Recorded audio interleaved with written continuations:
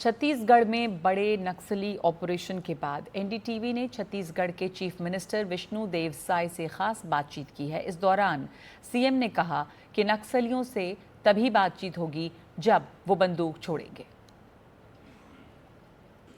पिछले कुछ दिन अगर देखें तो काफ़ी महत्वपूर्ण रहे हैं, जहां भारत ने पाकिस्तान में छिपे आतंकवादियों के घर पे घुसकर उन्हें मिट्टी में मिला दिया, वहीं लंबे समय से आंतरिक सुरक्षा के मोर्चे पर जूझ रहे नक्सलियों के मोर्चे पर भी भारत को बड़ी कामयाबी मिली है। हम इस वक्त अबूझ बाढ़ में हैं और हमारे साथ छत्तीसगढ़ के मुख्यमंत्री विष्णुदेव साय साहब हैं। विष्णु जी, बहुत बहुत स्वागत है आपका एनडीटीवी इंडिया पर। ये जो ऑपरेशन हुआ, बसवराजू जो कि सीपीआई माओइस्ट का महासचिव था, उसको ढेर किया गया, उसके साथ साथ काफ़ी सारे, इसका क्या इम्पैक्ट रहेगा? आपका क्या असेसमेंट है?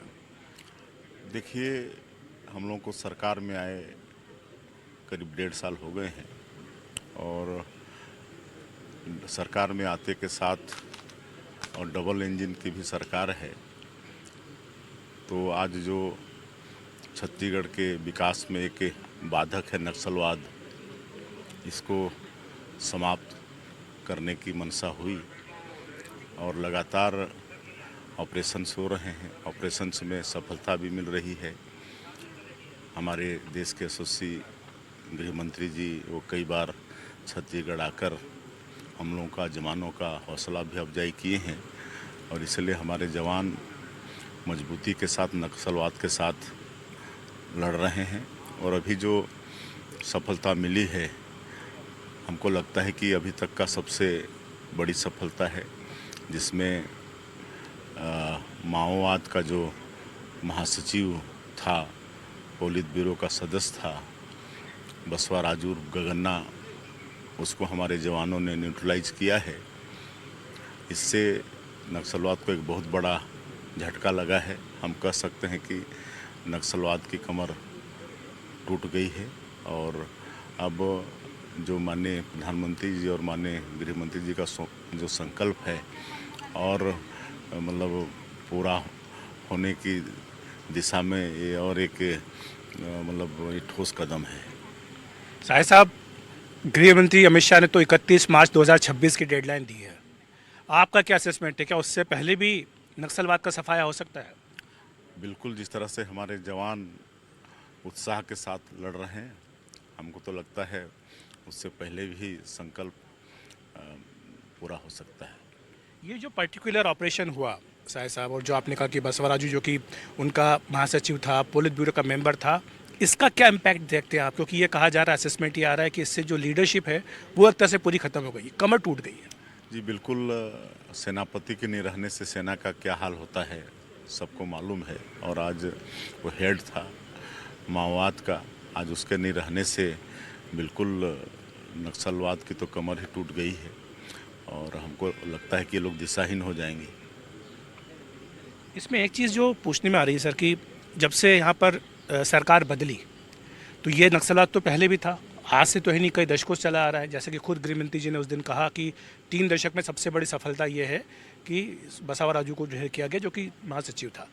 लेकिन क्या आपको लगता है कि एक पॉलिटिकल विल पावर की कमी थी, जो राजनीतिक इच्छा शक्ति थी उसकी कमी थी, इस कारण से नक्सलवाद को फलने फूलने का मौका यहाँ मिला? जी बिल्कुल, आप सही कह रहे हैं, इच्छा शक्ति की कमी थी, लेकिन हम लोग जब सरकार में आए हैं तो दृढ़ इच्छा शक्ति के साथ हम लोग आए हैं। आज वही जवान हैं, सब कुछ वही है, लेकिन आज चूँकि मैंने कहा कि हमारे माननीय केंद्रीय गृह मंत्री भी बार बार आकर यहाँ हौसला अफजाई करते हैं। हमारे यहाँ के गृह मंत्री जी हैं, मैं स्वयं हूँ, बराबर जवानों के संपर्क में रहते हैं, उनके कैंप जाते हैं, उनके साथ भोजन करते हैं, उनके साथ वार्तालाप करते हैं, तो निश्चित रूप से उनका मनोबल बढ़ा हुआ है और वही जवान आज उत्साह के साथ और मजबूती के साथ नक्सलवाद के साथ लड़ रहे हैं। बीच में कुछ ऐसी खबरें आई थी कि जो बचा खुचा संगठन है माओवादियों का, वो वार्ता करना चाहता है, ऐसे कुछ कथित तौर पर पेशकश की गई थी। इस पर आप क्या कहेंगे?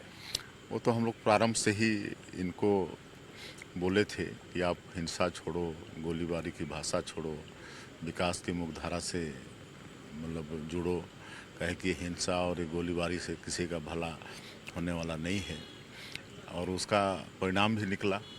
हम लोग अच्छा पुनर्वास नीति लेकर आए हैं, उनके साथ न्याय कर रहे हैं। तो उसका परिणाम ये है कि भारी संख्या में नक्सली आत्मसमर्पण भी किए हुए हैं और अभी भी लगातार कर रहे हैं। जो आपने आत्मसमर्पण की बात की और नई पॉलिसी की बात की पुनर्वास के लिए, इसकी कुछ हाइलाइट्स दर्शकों को बताइए कि क्या है जिसके चलते बड़ी संख्या में अब ये हथियार डाल रहे हैं। देखिए, एक तो जो आत्मसमर्पण जिनका हो रहा है उनको हम लोग एक जगह रख रहे हैं, उनको स्किलिंग भी करा रहे हैं और स्किलिंग करा के उनको रोज़गार से जोड़ने का भी काम कर रहे हैं और उनके बच्चों को नौकरी भी देने का काम कर रहे हैं और उनको अगर इनामी नक्सली हैं तो उनको शहर में 4 डिसमिल और ग्रामीण क्षेत्र में 1 हेक्टर ज़मीन देने का भी हमारे पुनर्वास नीति में है और जब उनका स्किलिंग होगा तो उसको प्रति महीना उनको 10,000 रुपया स्टाइपेंड के रूप में देने का भी प्रावधान पुनर्वास नीति में है। आपने जो बात की तो एक बात जो कही जाती है कि विकास नहीं था इसलिए नक्सलवाद आया। अब जब आज हम जहाँ बैठे हैं, पीछे मैं बोलूँगा अपने कैमरा पर्सन को कि ये ब्रिज दिखाए कि ये पुल बन रहा है जो कि जोड़ने के लिए काफ़ी महत्वपूर्ण है। तो इस तरह से जो विकास है, आपको लगता है कि नक्सलवाद हटेगा और विकास जब पहुँचेगा तो अपने आप प्रगति मिलेगी इसमें?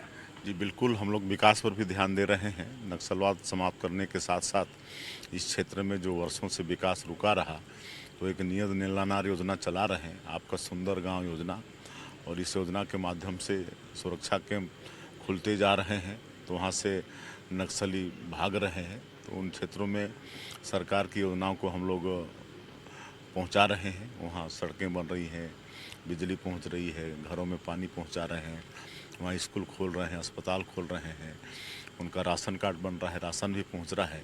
तो नियत नीलानार के माध्यम से हम लोग ऐसे क्षेत्रों में जहाँ कैंप खुल रहे हैं वहाँ लगातार विकास के काम कर रहे हैं। उसी में एक ये पुल का भी निर्माण अभी हो रहा है। ये भी बहुत आवश्यक था, कहे कि आवागमन के लिए नदी नालों से एरिया घिरा हुआ है, तो पुल बड़ा ज़रूरी है। अभी यहाँ हमने कुछ देर पहले देखा कि आपने गांव वालों से, स्पेशली जो महिलाएं हैं, उनसे बातचीत की, आपने उनसे सवाल पूछे, आपने पूछा कि जो सरकार की ओर से हर महीने एक नियत राशि वो मिल रही है उनको या नहीं मिल रही है, मिल रही तो किस तरह से वो प्रयोग कर रहे हैं। तो ये आपका जो एक्सपेरिमेंट है कि आप ज़मीन पे जाके जांचते हैं कि सरकारी योजनाएं ज़मीन तक पहुँची या नहीं। अभी सुशासन त्यौहार चला रहे हैं पूरे प्रदेश में। 8 अप्रैल से शुरू हुआ है और ये 31 मई तक चलने वाला है और ये तीसरा चरण चल रहा है। तो तीसरा चरण में हम स्वयं, हमारे मंत्रीगण, हमारे सांसद विधायकगण लोगों के बीच में जा रहे हैं और उनसे फीडबैक ले रहे हैं कि सरकार के तरफ से हम लोग जो योजनाएं संचालित कर रहे हैं वो मतलब कहाँ तक उन तक पहुँच रही है, उनके यहाँ राशन मिल रहा है कि नहीं, बिजली आती है कि नहीं, पानी पहुँच रहा है कि नहीं, स्कूल में गुरुजी आते हैं कि नहीं, ये सारा चीज़ हम लोग उनसे फीडबैक लेने का काम इस सुशासन त्यौहार के माध्यम से कर रहे हैं। और मुझे बड़ा संतोष है कि हम करीब 22-23 जिला में जा चुके हैं और लोगों से इसी तरह मिलते हैं, उनके बीच में बैठ के उनसे पूछते हैं। तो आज बहुत संतुष्ट हैं लोग। हम लोग जो महतारी लोगों के सशक्तिकरण के लिए महतारी बंधन योजना में 70 लाख से ज़्यादा माता बहनों को 1,000 रुपया प्रति महीना भेजते हैं, तो भी मिल रहा है। फिर पूछते हैं कि भाई इसका आप लोग कैसे उपयोग करते हैं, तो बड़े अच्छे से बताती हैं। कोई अपनी बच्ची का सुकन्या समृद्धि योजना में खाता खुलवाए हैं, उसमें जमा करते हैं। आज यहाँ पर एक बहन बताई कि वो सिलाई मशीन खरीदी है और सिलाई करती है कपड़ा का और 4-5 हज़ार रुपया उसको प्रति महीना लाभ हो जाता है। तो इस तरह से महतारी बंधन योजना का लाभ हो रहा है, तो ये सब सुन के बड़ा अच्छा लगता है। हम अगर बात करें वही विकास की, तो आप जानते हैं कि प्रधानमंत्री मोदी जी ने कहा कि 2047 तक भारत को विकसित राष्ट्र बनाना है। बस्तर जो कि प्राकृतिक संसाधनों से परिपूर्ण है और जहां लंबे समय तक ये समस्या रही है, ये क्या रोल प्ले कर सकता है और बस्तर के लिए आपका क्या रोड मैप है? देखिए, वैसे तो माननीय प्रधानमंत्री जी का संकल्प है 2047 तक इस देश को विकसित भारत के रूप में खड़ा करने का। तो हम लोगों ने भी विकसित छत्तीसगढ़ का एक विजन डॉक्यूमेंट बनाया है और बस्तर और सरगुजा, ये जो दो संभाग हैं, ये जनजातीय बहुल संभाग हैं। ये विशेष हम लोग के सरकार के फोकस में है। और ये बस्तर तो स्वर्ग है, नक्सलवाद यहाँ से समाप्त होने ही वाला है। उसके बाद ये स्वर्ग हो जाएगा, काहे कि यहाँ पर बुजमाड़ जैसा लंबा चौड़ा जंगल है, जलप्रपात हैं, कुटुमसर का गुफा है, यहाँ चित्रकूट जैसा जलप्रपात है। और धुड़मारास गांव यहाँ का जो अंतर्राष्ट्रीय पर्यटन संस्थान है, उसने सबसे अच्छा गांव के रूप में धुड़मारास को चुना है। यहाँ पर होम स्टे बहुत पॉपुलर है, विदेश के लोग आके यहाँ महीनों रहते हैं। तो हम लोगों ने ये जो बस्तर क्षेत्र जहाँ पर्यटन की अपार संभावनाएं हैं और पर्यटन को उद्योग का दर्जा भी दिया है, नई इंडस्ट्रियल पॉलिसी भी लाए हैं, तो एक तो इस क्षेत्र को पर्यटन के क्षेत्र में बहुत आगे बढ़ाएंगे। और यहाँ पर जो मिट्टी है वो भी उर्वरा शक्ति से भरपूर है। और यहाँ के जनजाति लोग कृषि का कार्य भी करते हैं, तो कृषि कार्य को भी आगे बढ़ाएंगे। यहाँ पर सैकड़ों तरह के फॉरेस्ट प्रोड्यूस हैं और उनका कैसे वैल्यू एडिशन हो और कैसे यहाँ के लोग आर्थिक रूप से और मतलब मजबूत हों, इस पर भी सरकार की चिंता है। पशुपालन पर भी हम लोग जोर दे रहे हैं।